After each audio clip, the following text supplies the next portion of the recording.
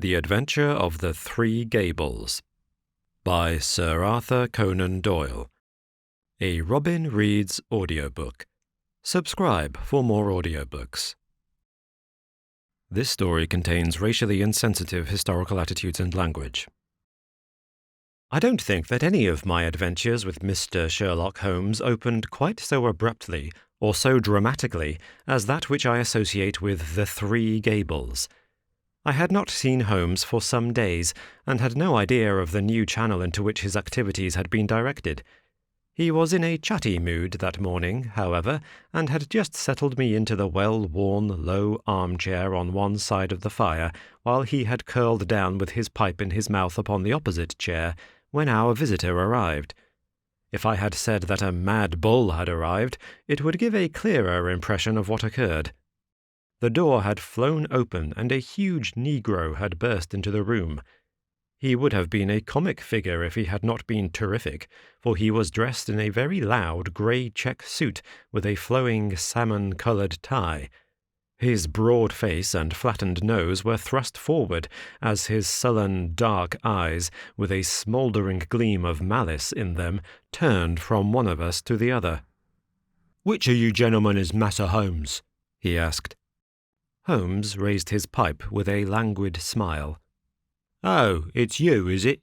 said our visitor, coming with an unpleasant, stealthy step round the angle of the table. "See here, Massa Holmes, you keep your hands out of other folks' business. Leave folks to manage their own affairs. Got that, Massa Holmes?" "Keep on talking," said Holmes. "It's fine." "Oh, it's fine, is it?" growled the savage. "It won't be so damn fine if I have to trim you up a bit. I've handled your kind before now, and they didn't look fine when I was through with them. Look at that, Massa Holmes." He swung a huge knotted lump of a fist under my friend's nose. Holmes examined it closely with an air of great interest. "Were you born so?" he asked, "or did it come by degrees?" It may have been the icy coolness of my friend, or it may have been the slight clatter which I made as I picked up the poker. In any case, our visitor's manner became less flamboyant. "Well, I've given you a fair warning," said he. "I've a friend that's interested out Harrow way. You know what I'm meaning. And he don't intend to have no button in by you. Got that?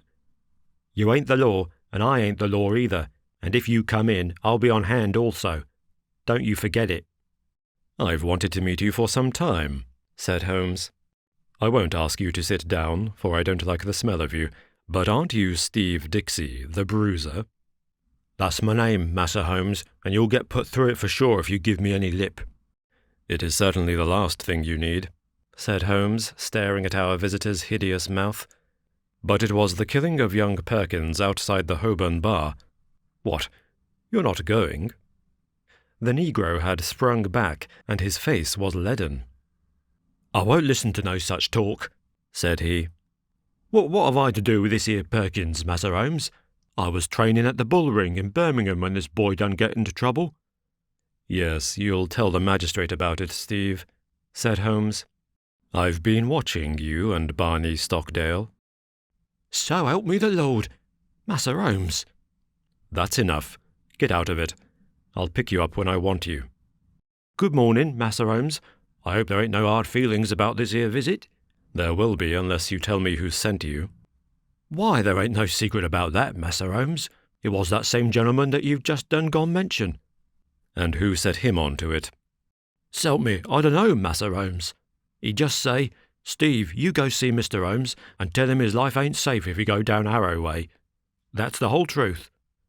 Without waiting for any further questioning, our visitor bolted out of the room almost as precipitately as he had entered.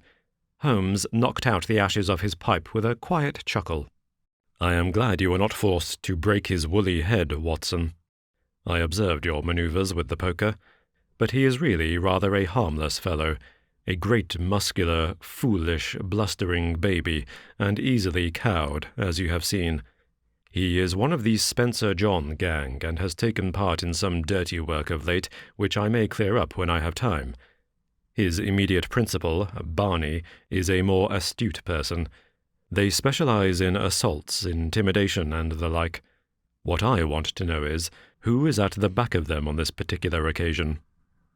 But why do they want to intimidate you? It is this Harrow Weald case.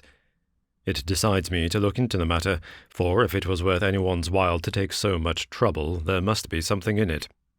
But what is it? I was going to tell you when we had this comic interlude. Here is Mrs. Mabley's note.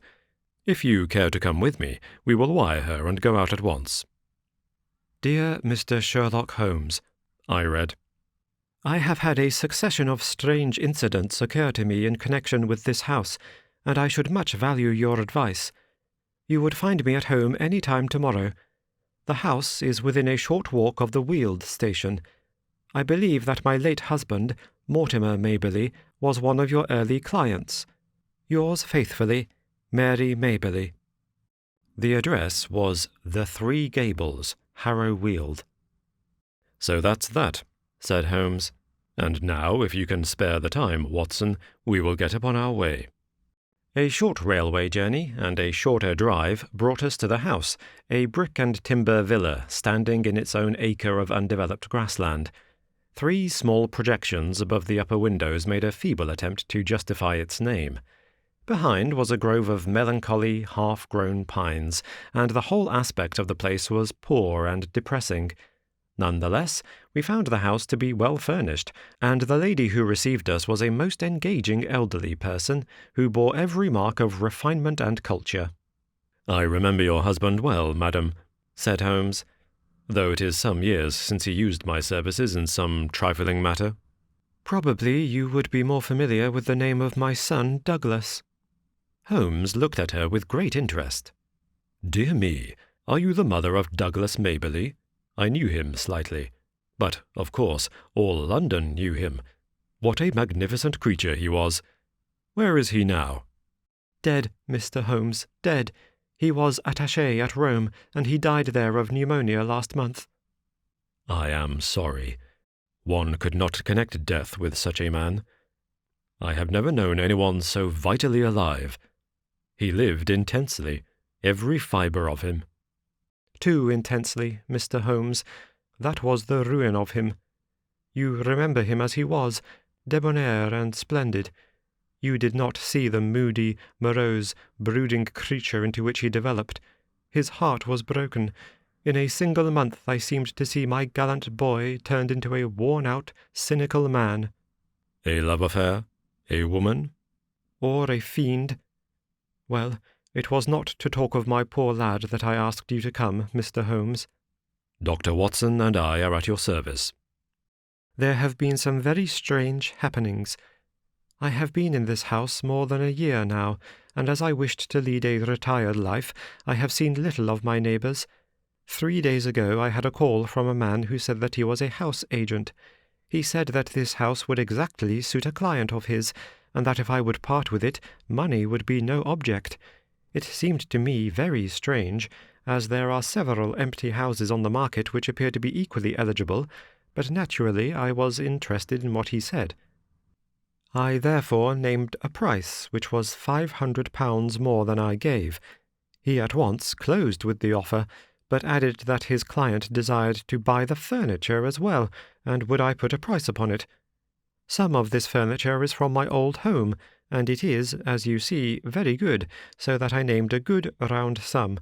To this also he at once agreed. I had always wanted to travel, and the bargain was so good a one that it really seemed that I should be my own mistress for the rest of my life. Yesterday the man arrived with the agreement all drawn out. Luckily I showed it to Mr. Sutro, my lawyer, who lives in Harrow. He said to me, "This is a very strange document. Are you aware that if you sign it you could not legally take anything out of the house, not even your own private possessions?" When the man came again in the evening I pointed this out, and I said that I meant only to sell the furniture. No, everything," said he. "But my clothes, my jewels—" Well, some concession might be made for your personal effects, but nothing shall go out of the house unchecked. My client is a very liberal man, but he has his fads and his own way of doing things.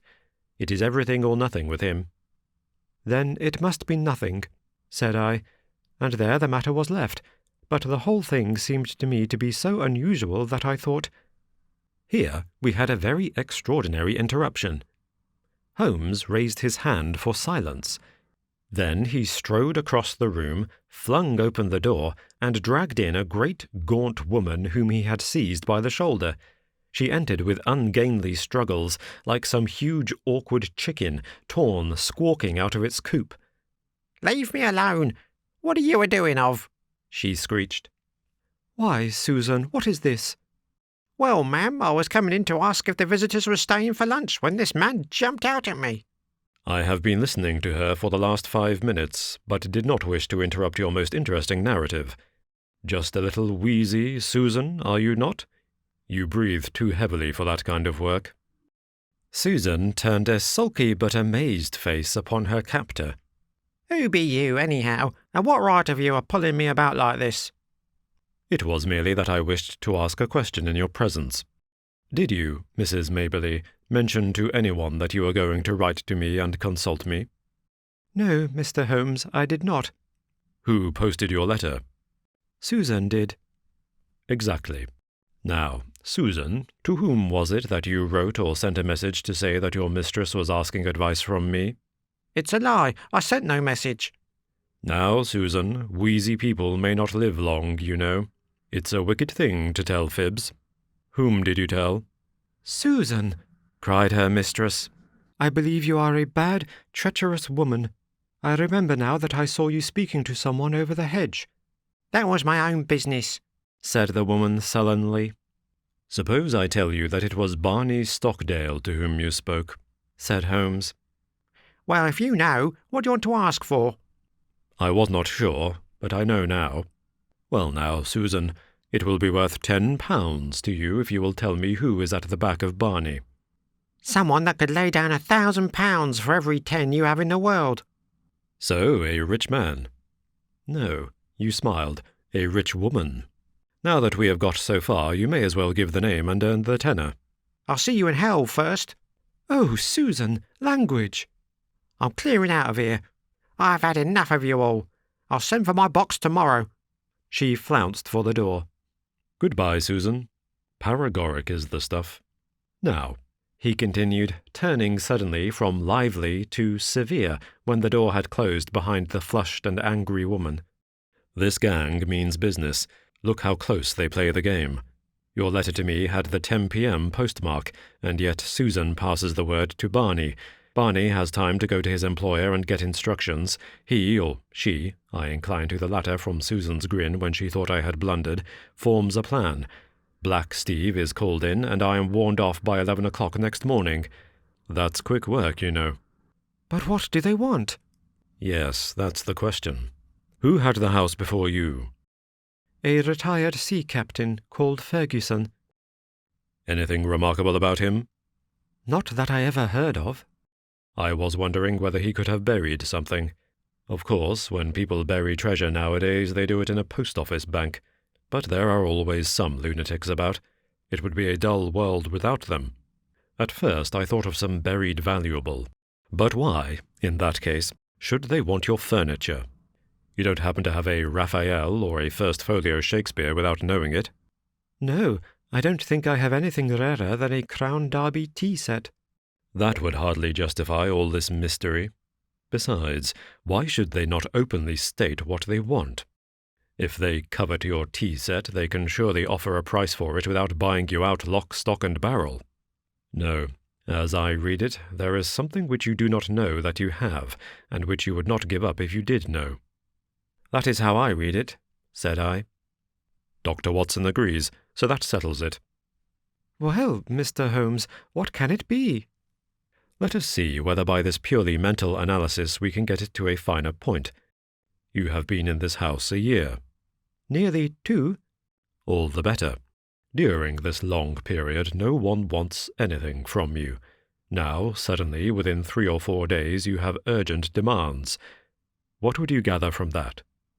"It can only mean," said I, "that the object, whatever it may be, has only just come into the house." "Settled once again," said Holmes. "Now, Mrs. Mabley, has any object just arrived?" "No, I have bought nothing new this year. Indeed. That is very remarkable. Well, I think we had best let matters develop a little further until we have clearer data. Is that lawyer of yours a capable man? Mr. Sutro is most capable. Have you another maid, or was the fair Susan, who has just banged your front door, alone? I have a young girl. Try and get Sutro to spend a night or two in the house. You might possibly want protection. Against whom? Who knows? The matter is certainly obscure. If I can't find what they are after, I must approach the matter from the other end, and try to get at the principal. Did this house agent man give any address? Simply his card and occupation, Haynes Johnson, auctioneer and valuer. I don't think we shall find him in the directory. Honest businessmen don't conceal their place of business. Well, you will let me know any fresh development. I have taken up your case, and you may rely upon it that I shall see it through. As we passed through the hall, Holmes's eyes, which missed nothing, lighted upon several trunks and cases which were piled in the corner. The labels shone out upon them. Milano, Lucerne. These are from Italy. They are poor Douglas's things. You have not unpacked them? How long have you had them? They arrived last week. But you said, why, surely this might be the missing link. How do we know that there is not something of value there? There could not possibly be, Mr. Holmes. Poor Douglas had only his pay and a small annuity. What could he have of value? Holmes was lost in thought. Delay no longer, Mrs. Mabley, he said at last. Have these things taken upstairs to your bedroom. Examine them as soon as possible and see what they contain. I will come tomorrow and hear your report. It was quite evident that the Three Gables was under very close surveillance, for as we came round the high hedge at the end of the lane, there was the Negro prize-fighter standing in the shadow. We came on him quite suddenly, and a grim and menacing figure he looked in that lonely place. Holmes clapped his hand to his pocket. "Looking for your gun, Massa Holmes?" "No, for my scent bottle, Steve."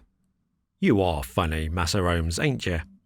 "It won't be funny for you, Steve, if I get after you. I gave you fair warning this morning." "Well, Massa Holmes, I done gone think over what you said, and I don't want no more talk about that affair of Massa Perkins. Suppose I can help you, Massa Holmes, I will." "Well then, tell me who is behind you on this job." "So help me the Lord. Massa Holmes, I told you the truth before. I don't know. My boss Barney gives me orders, and that's all." "Well, just bear in mind, Steve, that the lady in that house and everything under that roof is under my protection. Don't you forget it." "All right, Massa Holmes, I'll remember." "I've got him thoroughly frightened for his own skin, Watson," Holmes remarked as we walked on. "I think he would double-cross his employer if he knew who he was. It was lucky I had some knowledge of the Spencer John crowd and that Steve was one of them. Now, Watson, this is a case for Langdale Pike, and I'm going to see him now. When I get back I may be clearer in the matter."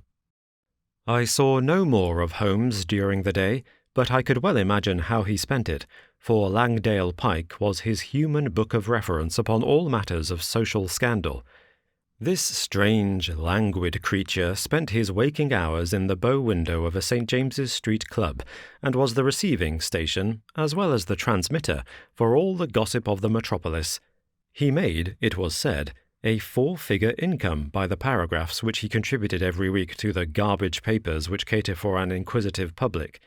If ever, far down in the turbid depths of London life, there was some strange swirl or eddy, it was marked with automatic exactness by this human dial upon the surface. Holmes discreetly helped Langdale to knowledge, and on occasion was helped in turn. When I met my friend in his room early next morning, I was conscious from his bearing that all was well.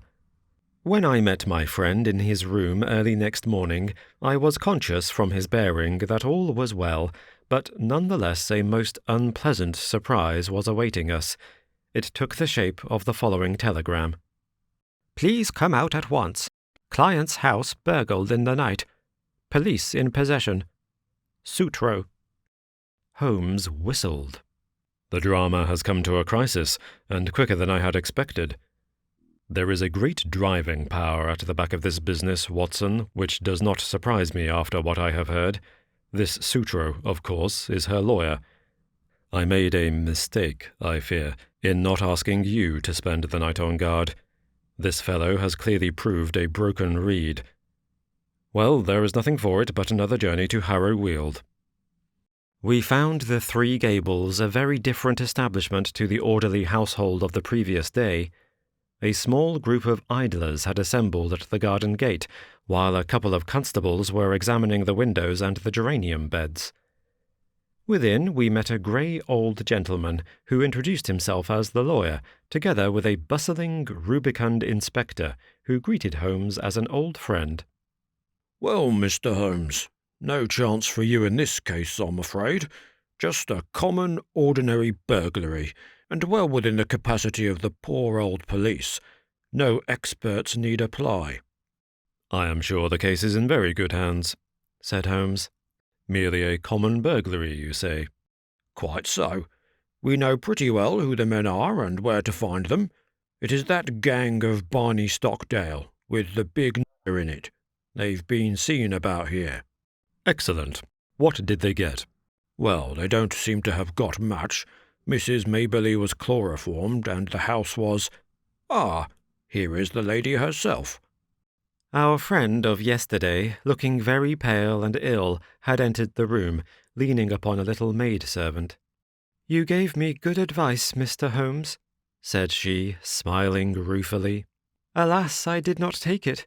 I did not wish to trouble Mr. Sutro, and so I was unprotected." "I only heard of it this morning," the lawyer explained. "Mr. Holmes advised me to have some friend in the house. I neglected his advice, and I have paid for it." "You look wretchedly ill," said Holmes. "Perhaps you are hardly equal to telling me what occurred." "It is all here," said the inspector, tapping a bulky notebook. "Still, if the lady is not too exhausted—" "There is really so little to tell. I have no doubt that wicked Susan had planned an entrance for them. They must have known the house to an inch. I was conscious for a moment of the chloroform rag which was thrust over my mouth, but I have no notion how long I may have been senseless. When I woke, one man was at the bedside and another was rising with a bundle in his hand from among my son's baggage, which was partially opened and littered over the floor. Before he could get away, I sprang up and seized him." "You took a big risk," said the inspector. "I clung to him, but he shook me off, and the other may have struck me, for I can remember no more. Mary, the maid, heard the noise and began screaming out of the window. That brought the police, but the rascals had got away." "What did they take?" "Well, I don't think there is anything of value missing. I am sure there was nothing in my son's trunks." "Did the men leave no clue?"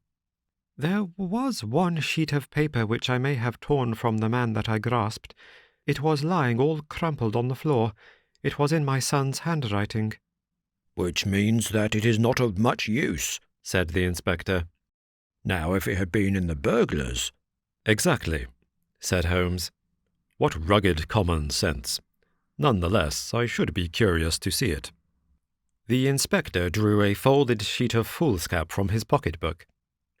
"I never pass anything, however trifling," said he, with some pomposity. "That is my advice to you, Mr. Holmes. In 25 years' experience I have learned my lesson. There is always the chance of finger marks or something." Holmes inspected the sheet of paper. "What do you make of it, Inspector?" "Seems to be the end of some queer novel, so far as I can see." "It may certainly prove to be the end of a queer tale," said Holmes. "You have noticed the number on the top of the page. It is 245. Where are the odd 244 pages?" "Well, I suppose the burglars got those. Much good may it do them." "It seems a queer thing to break into a house in order to steal such papers as that. Does it suggest anything to you, Inspector?" "Yes, sir. It suggests that in their hurry the rascals just grabbed at what came first to hand. I wish them joy of what they got." Why should they go to my son's things?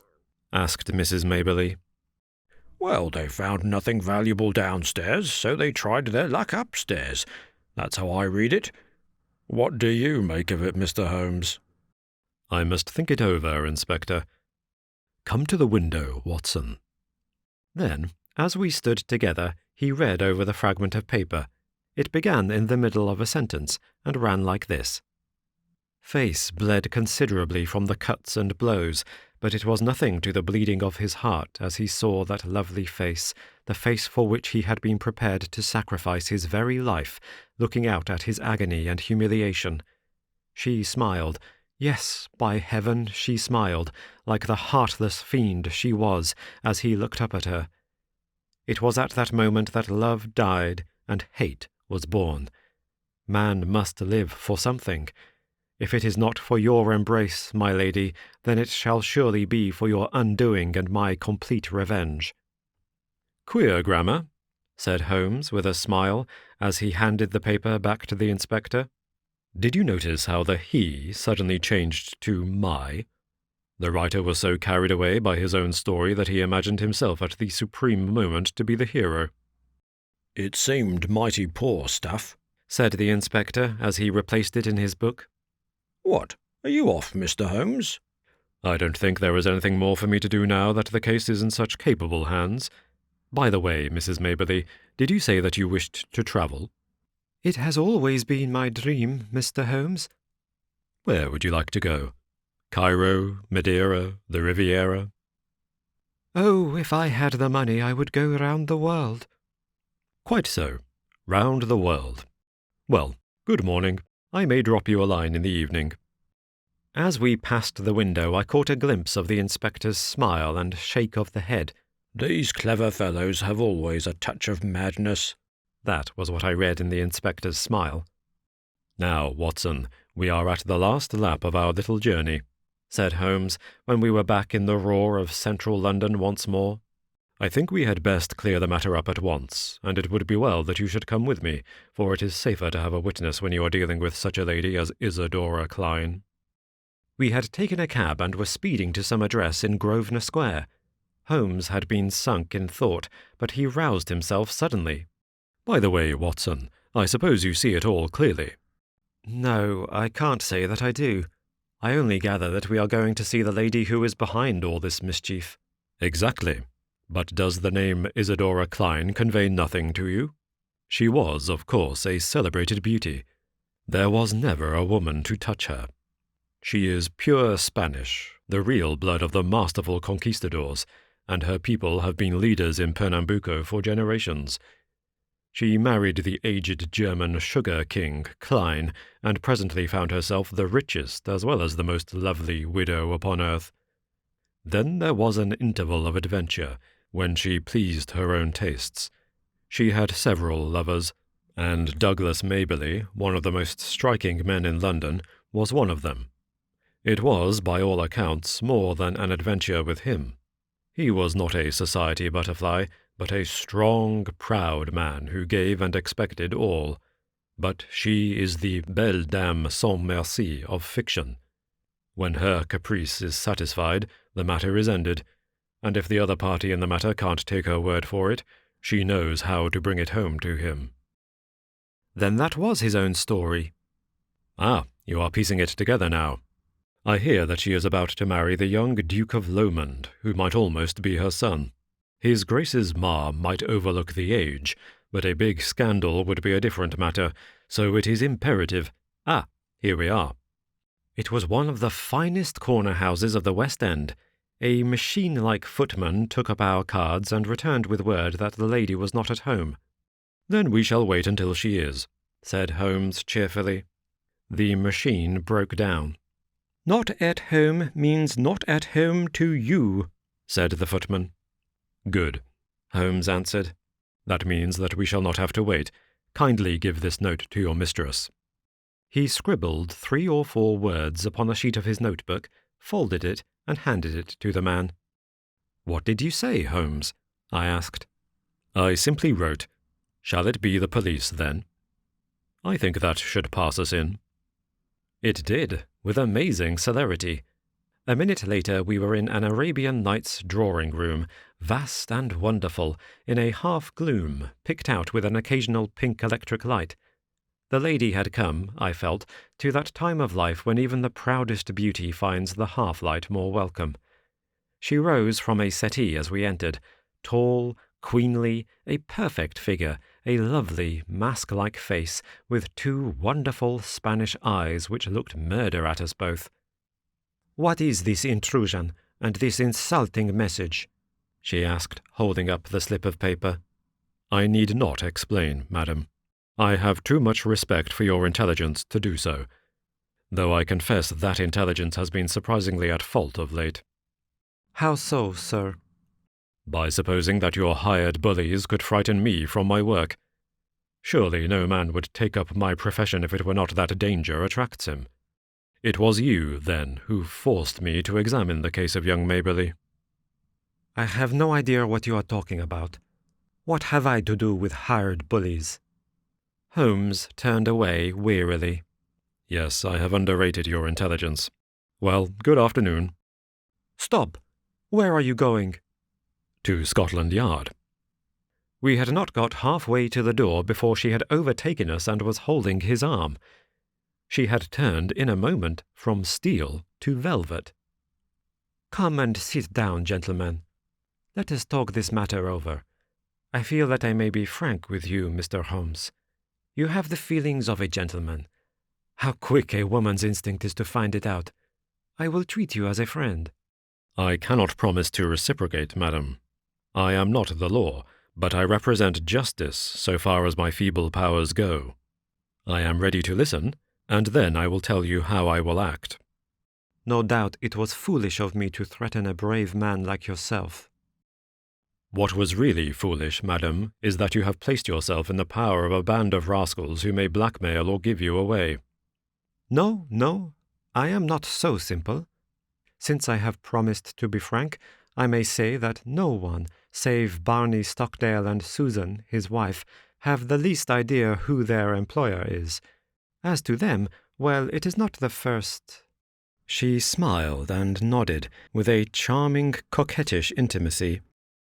"I see. You've tested them before." "They are good hounds who run silent." "Such hounds have a way sooner or later of biting the hand that feeds them. They will be arrested for this burglary. The police are already after them." "They will take what comes to them. That is what they are paid for. I shall not appear in the matter." "Unless I bring you into it." No, you would not. You are a gentleman. It is a woman's secret." "In the first place, you must give back this manuscript." She broke into a ripple of laughter and walked to the fireplace. There was a calcined mass which she broke up with the poker. "Shall I give this back?" she asked. So roguish and exquisite did she look as she stood before us with a challenging smile that I felt of all Holmes's criminals, this was the one whom he would find it hardest to face. However, he was immune from sentiment. "That seals your fate," he said coldly. "You are very prompt in your actions, madam, but you have overdone it on this occasion." She threw the poker down with a clatter. "How hard you are!"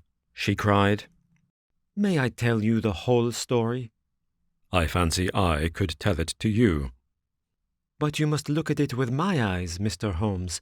You must realize it from the point of view of a woman who sees all her life's ambition about to be ruined at the last moment. Is such a woman to be blamed if she protects herself?" "The original sin was yours." Yes, I admit it. He was a dear boy, Douglas, but it so chanced that he could not fit into my plans. He wanted marriage. Marriage, Mr. Holmes, with a penniless commoner. Nothing less would serve him. Then he became pertinacious. Because I had given, he seemed to think that I still must give, and to him only. It was intolerable. At last I had to make him realize it." "By hiring ruffians to beat him under your own window." "You do indeed seem to know everything. Well, it is true. Barney and the boys drove him away, and were, I admit, a little rough in doing so. But what did he do then? Could I have believed that a gentleman would do such an act? He wrote a book in which he described his own story. I, of course, was the wolf, he the lamb. It was all there, under different names, of course, but who in all London would have failed to recognize it? What do you say to that, Mr. Holmes? Well, he was within his rights. It was as if the air of Italy had got into his blood and brought with it the old, cruel Italian spirit. He wrote to me and sent me a copy of his book that I might have the torture of anticipation. There were 2 copies, he said, one for me and one for his publisher. How did you know the publishers had not reached him? I knew who his publisher was. It is not his only novel, you know. I found out that he had not heard from Italy. Then came Douglas's sudden death. So long as that other manuscript was in the world, there was no safety for me. Of course, it must be among his effects, and these would be returned to his mother. I set the gang at work. One of them got into the house as a servant. I wanted to do the thing honestly. I really and truly did. I was ready to buy the house and everything in it. I offered any price she cared to ask. I only tried the other way when everything else had failed. Now, Mr. Holmes, granting that I was too hard on Douglas, and God knows I am sorry for it, what else could I do with my whole future at stake? Sherlock Holmes shrugged his shoulders. "Well, well," said he. "I suppose I shall have to compound a felony as usual. How much does it cost to go round the world in first-class style?" The lady stared in amazement. Could it be done on £5,000? Well, I should think so, indeed. Very good. I think you will sign me a cheque for that, and I will see that it comes to Mrs. Mabley. You owe her a little change of air. Meantime, lady," he wagged a cautionary forefinger, "have a care, have a care. You can't play with edged tools forever without cutting those dainty hands." Thank you for listening to Robin Reads Audiobooks. If you enjoyed this audiobook, then please give the video a like, subscribe, click the bell notification icon to keep up to date on all the future uploads, and if you would like to support the channel further, give a super thanks or click the join button to become a channel member. These audiobooks will also become available on Spotify, Audible, Bandcamp, and other audiobook platforms.